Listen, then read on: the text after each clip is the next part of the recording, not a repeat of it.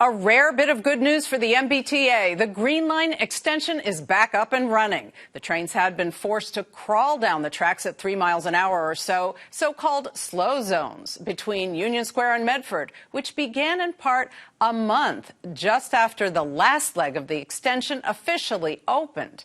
The slow zones were lifted last night, a little more than a day ahead of schedule, but there are still some in place elsewhere on the T. And the frustrations with the MBTA don't just start with the Green Line, but Boston now has a new voice on the issue of all things MBTA. Mary Skelton Roberts. Mayor Wu recently appointed Ms. Roberts to a newly created City of Boston seat on the MBTA board, and she joins me now. Hi there. Good to be here.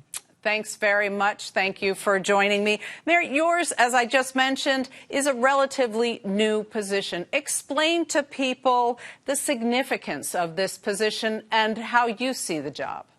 Absolutely. So when you say new, it is really fresh. It's about 2 weeks in.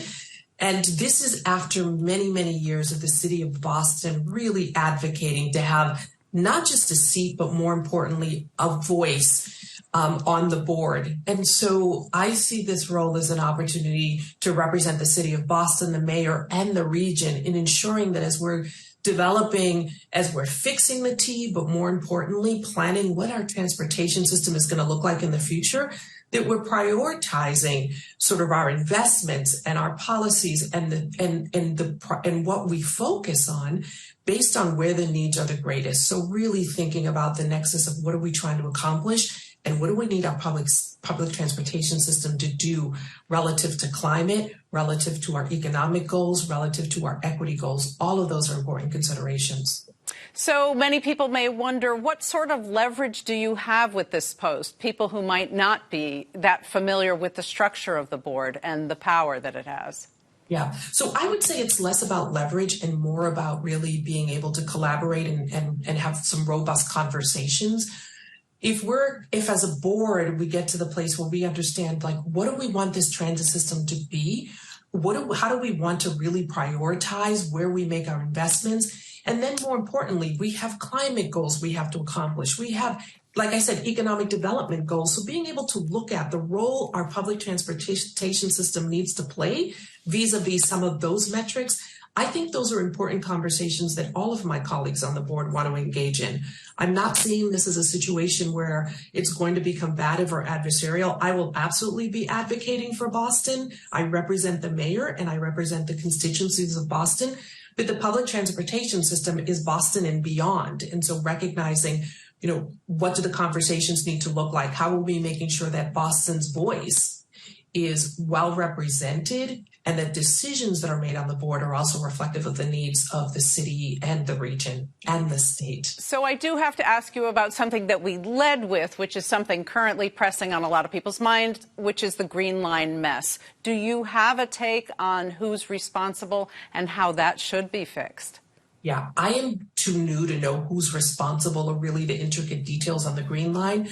But what I can tell you is what you started with is that they fixed it ahead of schedule, right? And so it's unfortunate that it happened. We will, I'm sure, get some more information on what caused it.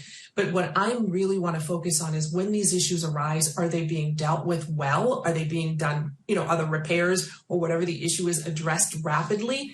And are we able to get people back on, in this case, the Green Line, right? So let's turn now to buses. You're a rider of the Orange Line. You're also a rider of various bus lines. There has been a lot of talk about redesigning Boston's bus lines, the MBTA bus network. It seems to be stalled at this point. There's a lot of public pushback. Where are we in that? Where do you see it? Yeah, I think that when you were dealing with a changing climate, we've all seen the pictures of the subway in New York City flooded. We had experiences here when we had the terrible storm several years ago that our blue line was flooded. We cannot be a sustainable state. We cannot be economically competitive without thinking about how we are doing buses, because buses will do a number of things. Within the city of Boston, it will get people in and out in ways that you can't. When you're looking at some of our suburbs, where you're not going to be able to build rail, having rapid bus is a viable solution. So I think that we do want to have a conversation. What does it look like to have, to really lean into the bus redesign system that the state committed to and the city's pushing for? I'm a huge advocate of bus rapid transit. We have seen it work successfully all over the world. I mean, when I was at the Bar Foundation, I took people to multiple trips to Mexico City to see this world-class bus rapid transit system. And in 6 or 7 years, they built, 6 or 7 lines. And now the bus moves more people in Mexico City than the rail. So we have these models of really high-end, really rapid buses that move people quickly. I think people are resistant because they haven't seen that here. So you jumped to something I was hoping to get to later, which is you talk about models in other parts of the world, things we can learn from other countries, other modes of transport. Mexico City buses are one thing you just mentioned. Are there other examples that Boston really should take? I mean, when you look at the London transportation system, right? You have the bus schedule is integrated with the train schedule so that it looks like a seamless, it's not one mode. The way they've designed public transit, it's a seamless system. So the schedules are coordinated. When you go to places like London or Paris or even Seoul, you literally have what we call 2-minute headways, which means those trains come every 2 to 3 minutes. So there's a level of certainty and a level of consistency that people have learned to rely on, and they trust the system. That is something that is not hard to do. When we get our tracks repaired and we really start thinking about making big investments, we can do that here. That may be the key, though, making big investments. What you're describing sounds fabulous, but also sounds like it will take some deep pockets to get it done. We're not a broke state. So I think I want to start there. We're often saying it's going to be expensive, but when you have such ambitious climate goals like we have, when you have people that need to get to jobs, we have all these academic institutions where young people are trying to get to school. We have people needing to get to all the major hospitals. The public transportation system needs to be the core mode. We have to do it for our climate goals, for our equity goals. So rather than thinking about what it's going to cost, is what is it going to save us in terms of climate, in terms of moving people around. People are going to be, shopping more in the cities. They're going to be walking around. They're going to be doing the kinds of things that I hope will increase economic sort of opportunities and bring more dollars to local businesses.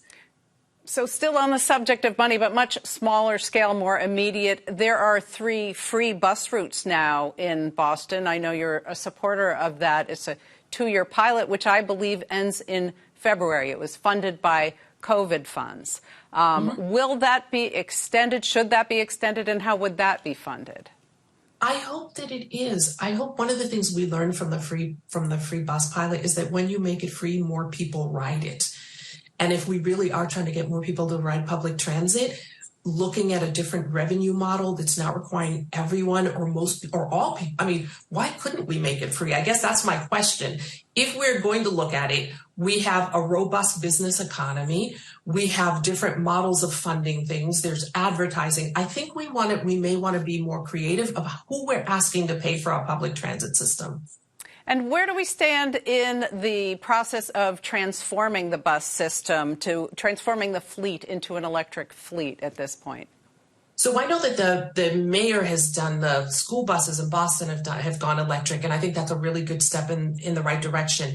Like I started when I said I'm too new to know all the details, so I don't know where we've moved in the electrification front, but it absolutely has to be a top priority, particularly given that we have these ambitious climate goals. We have to electrify our trains, our buses, public transit. We've got to get more EVs on the road as we're looking at, reducing our emissions. There's a lot that we need to do, but I don't know the details. And ask me again in 6 weeks and I should be able to tell you more. Well, I don't know about 6 weeks, Mary Skelton Roberts, but we want to have you back when you really have your sleeves rolled up in this job. And there is certainly a lot more to ask. Thank you very much for joining us.